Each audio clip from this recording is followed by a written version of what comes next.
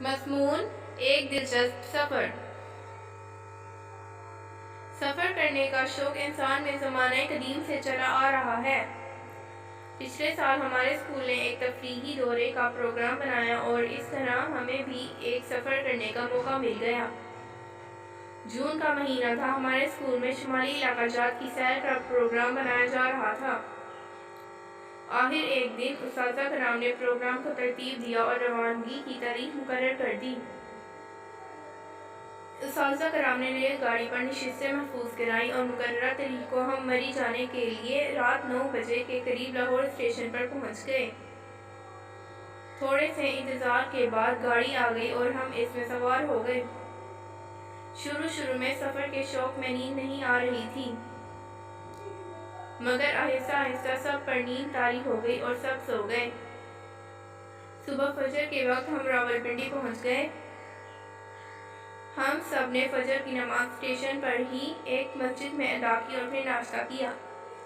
ناشتے کے بعد ویگن کے ذریعے ہم اڈے پر پہنچے اور وہاں سے مری روانہ ہو گئے۔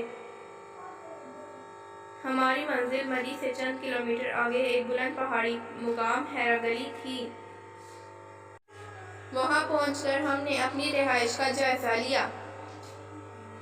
وہ ایک پرسکون پرفضا پہاڑی مقام ہے۔ وہاں ایک وسیع گراؤنڈ کرکٹ کھیلنے کے لیے ہے، جہاں بچے کرکٹ کھیل رہے تھے۔ شوق پورا کرنے کے لیے ہم بھی تھوڑی دیر کرکٹ کھیل کر واپس اپنی رہائش گاہ پر آ گئے۔